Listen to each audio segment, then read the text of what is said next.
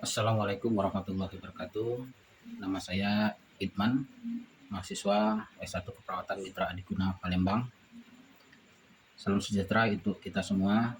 Izinkanlah saya membahas ulasan tentang buta warna.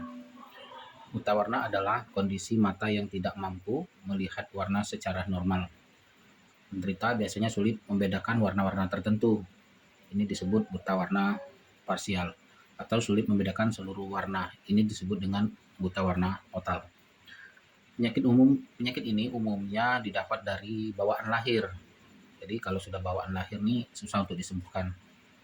Penyakit ini lebih banyak terjadi pada laki-laki daripada perempuan. Mata mempunyai sel khusus untuk membedakan atau mendeteksi warna dan cahaya terang serta cahaya gelap, serta mendeteksi 3 pigmen warna, yaitu merah, hijau, dan biru. Selanjutnya, mata akan menentukan persepsi warna apa yang ditangkap oleh sel mata dalam mata tersebut. Pada penderita buta warna, sel yang mendeteksi pigmen warna tidak berfungsi. Akibatnya mata tidak bisa mendeteksi warna-warna tertentu atau bahkan semua warna. Pada tingkat ringan, kita semua atau penderita tidak sadar akan menderita akan buta warna. Ini misalnya saat kita mendapatkan buta warna parsial tadi. Adapun penyebab dari buta warna itu dapat kita golongkan. Yang pertama, satu itu dari keturunan. Sebagian besar penyakit ini diturunkan oleh orang tua kepada anaknya. Keadaan ini bisa ringan, sedang, dan berat. Kedua, penyebab dari buta warna ini adalah misalnya didapatkan daripada penyakit leukemia, kecanduan alkohol, anemia, diabetes, Alzheimer, multiple sclerosis, Parkinson, dan glaukoma. Kemudian yang didapatkan juga yaitu dari misalnya kita mengkonsumsi obat yang terlalu lama. Ini bisa mengakibatkan efek samping seperti obat digoxin, ethambutol, phenytoin, sildenafil, dan hidrokloroquine. Ini apabila kita atau penderita terlalu lama mengkonsumsi obat-obat ini bisa mengakibatkan buta warna. Jadi buta warna tadi pertama karena keturunan, kedua didapatkan karena penyakit, kemudian karena obat-obat samping obat, yang selanjutnya karena paparan zat kimia. Paparan zat kimia ini juga bisa menyebabkan kita buta warna. Misalnya terpapar dari pabrik atau industri yang menghasilkan benang atau rayon, plastik, dan karet, yaitu zat kimia yang dinamakan karbon disulfida. Yang terakhir didapat karena trauma. Nah, ini karena benturan atau karena kecelakaan. Yang tentunya benturan atau kecelakaan ini pada mata, baik mata kiri maupun mata kanan, ini bisa juga menyebabkan kita terjadi buta warna.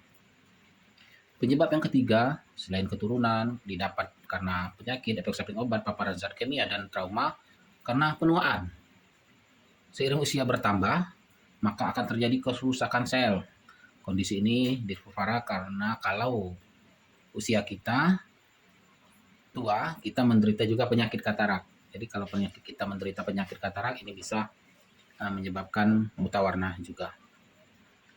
Adapun gejala-gejala dari buta warna itu, yang pertama dapat kami simpulkan, yang pertama sulit mengikuti pelajaran di sekolah. Ini kalau kita buta warna secara keturunan, yaitu dari orang tuanya kepada anaknya yang masih kecil, sulit dia mengikuti pelajaran di sekolah, khususnya yang berhubungan dengan warna. Kemudian sulit membedakan warna lampu lalu lintas. Nah, kadang-kadang kita di lampu lalu lintas itu ada 3 warna, merah, hijau, dan kuning. Kita sulit sekali membedakannya. Yang berikutnya sulit membedakan warna obat. Nah, ini yang kadang-kadang harus kita pahami, harus kita teliti. Mengapa petugas kesehatan itu tidak boleh ada yang buta warna. Dikhawatirkan nanti dia salah memberi obat atau terjadi hal-hal yang tidak diinginkan. Kemudian dalam kehidupan sehari-hari dia susah membedakan juga buah ini sudah matang atau masih mentah. Ini salah satu gejala-gejala buta warna tersebut. Ini yang sering kita dapatkan di lingkungan kita sehari-hari. Klasifikasi buta warna ini berdasarkan gejala tergantung dari sel pigmen yang rusak atau sudah tidak berfungsi lagi. Jadi klasifikasinya berdasarkan gejala ada 3, yaitu buta warna merah, hijau. Yang kedua buta warna biru dan kuning. Yang ketiga buta warna total. Buta warna merah, hijau, dan buta warna biru kuning ini kadang-kadang disebut juga buta warna parsial. Bukan kadang-kadang, memang ini disebut buta warna parsial karena hanya dengan warna-warna tertentu saja. Sedangkan gejalanya kalau buta warna merah dan hijau, kalau kita melihat warna kuning dan hijau terlihat seperti kemerahan. Bisa saya ulangin, kalau kita buta warna merah dan hijau, gejalanya kita sulit membedakan warna. Apabila kita melihat warna kuning dan hijau terlihat seperti kemerahan. Itu yang pertama. Yang kedua, apabila kita melihat warna orange, merah, kuning terlihat kehijauan. Ya. Kemudian merah, apabila kita melihat warna merah terlihat kuning kecoklatan. Dan hijau terlihat merah krem. Itu kalau kita buta warna merah dan hijau. Sedangkan gejala apabila kita buta warna biru dan kuning, yang disebut buta warna parsial tadi, yang sebagian, gejala-gejalanya dapat didapatkan apabila kita melihat warna biru kelihatan kehijauan. Apabila kita melihat warna kuning, terlihat seperti abu-abu atau ungu terang. Kemudian juga, kita sulit sekali membedakan warna merah muda, kuning, dan merah. Ini sulit kalau kita buta warna biru dan kuning. Kemudian buta warna total. Pada penderita yang buta warna total sulit membedakan semua warna. Sekitar 10% penderita hanya dapat melihat warna putih, abu-abu, dan hitam saja. Jadi kalau perbandingannya 10% itu dari penderita itu 1 berbanding 30.000 penderita. Kalau ada penderita berjumlah 30.000, baik itu yang parsial maupun yang parsial, ada satunya itu menderita buta warna total. Sedikit sekali jadi perbandingannya. Yang kebanyakan buta warna parsial. Kemudian diagnosisnya, kita bisa melakukan tes Ishihara yang dinamakan tes Ishihara. Ini sangat populer sekali dan sangat mudah didapat dan mudah sangat dipahami gitu ya. Jadi tes Ishihara ini adalah penderita disuruh menyebutkan atau menyebutkan angka dan huruf yang paling sering. Jadi penderita itu disuruh menyebutkan atau mengenali angka atau huruf yang tertera secara samar pada gambar di dalam buku tes Ishihara itu berbentuk bintik-bintik berwarna. Jadi ada sejenis kertas, ada titik-titik berwarna. Di situ akan menunjukkan ada angka dan huruf. Apabila kita bisa menyebutkan angka dan huruf tersebut, maka diyakini kita tidak buta warna. Tetapi kalau kita tidak bisa menyebutkan, maka dipastikan kita buta warna. Kemudian tes penyusunan warna. Ini sangat sederhana sekali.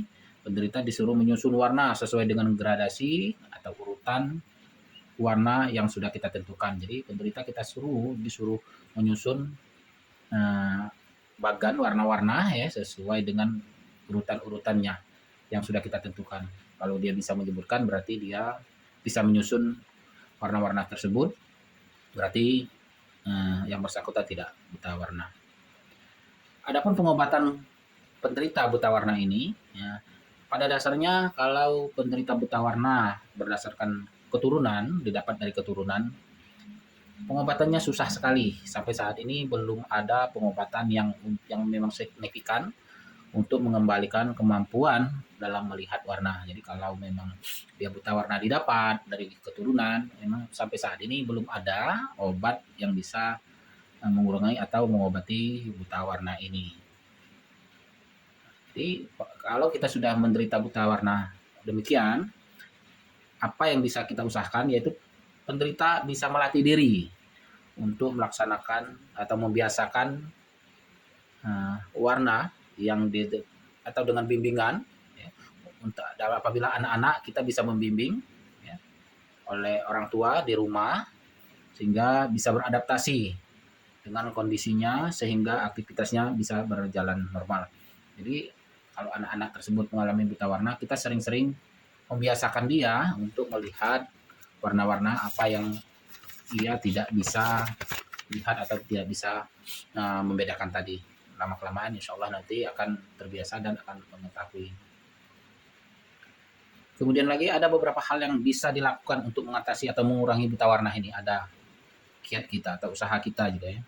Apabila kita sudah menderita buta warna, kita bisa mengurangi. Jangan sampai kita buta warna total. Yaitu berarti mengenal semua aktivitas yang berhubungan dengan warna. Misalnya mengingat posisi warna pada lampu lalu lintas. Paling atas lampu lalu lintas misalnya warna merah. Yang nomor 2-nya di bawahnya warna kuning. Yang nomor 3-nya di bawah warna hijau. Itu kita bisa mengingatnya. Jadi dengan demikian kita akan terlatih. Yaitu dengan yang kedua dengan menggunakan pencahayaan atau lampu yang terang. Jangan kita membaca atau melihat warna-warna di cahaya yang cahayanya redup atau kurang terang. Jadi biasakanlah dengan pencahayaan yang lampu yang terang. Ini akan mengurangi buta warna kita semakin parah. Atau bisa meminta bantuan apabila kesulitan dalam membedakan warna. Jadi jangan segan-segan kalau kita sudah tahu kita minta warna, minta bantuan, minta pendamping apabila kita bekerja dalam menyusun warna atau mengenali warna. Apabila kita sudah terjadi atau terkena buta warna tersebut, ada komplikasi atau risiko yang kita didapatkan apabila kita menderita buta warna. Yaitu pertama, nistagmus. Nistagmus itu bola mata bergerak ke kiri ke kanan tanpa kita sadarin. Jadi matanya ke kiri ke kanan tanpa sadarin bergerak sendiri, itu yang disebut nistagmus. Yang kedua, fotofobia, yaitu sensitif cahaya terang. Jadi susah, walaupun terlalu terang dia sensitif sekali, dia nggak bisa melihat malahan. Yang ketiga, penurunan penajaman penglihatan dekat atau jauh. Jadi apabila kita sudah menderita buta warna, penglihatan dekat dan jauh akan merasa menurun. Jadi harus dibantu dengan kacamata biasanya begitu. Kemudian mata kita malas atau disebut ambliopia. Ambliopia itu matanya malas. Jadi kelihatan matanya lesu gitu ya, mau tidur saja gitu ya. Jadi disebut mata malas. Kemudian komplikasinya berikutnya itulah rabun dekat. Jadi lama-kelamaan kalau kita menderita buta warna, kita akan merasakan rabun dekat. Nah, untuk pencegahan apabila sebenarnya kalau pencegahan tidak ada, pencegahan pada saat ibu mengandung si anak, apabila kita sudah mengetahui bahwa ada keturunan buta warna, atau memang kalau kita sudah menderita buta warna, sudah tahu gitu ya, jadi kita harus membiasakan atau harus mengkonsumsi makanan yang bergizi atau seimbang. Kemudian pemeriksaan mata berkala minimal 3 bulan sampai 6 bulan. Jangan sampai matanya bertambah parah. Kemudian gaya hidup sehat serta olahraga. Mungkin itu saja yang bisa saya sampaikan. Semoga yang saya sampaikan mengenai buta warna ini bisa bermanfaat bagi diri saya sendiri dan untuk semua orang. Akhirnya, Assalamualaikum warahmatullahi wabarakatuh.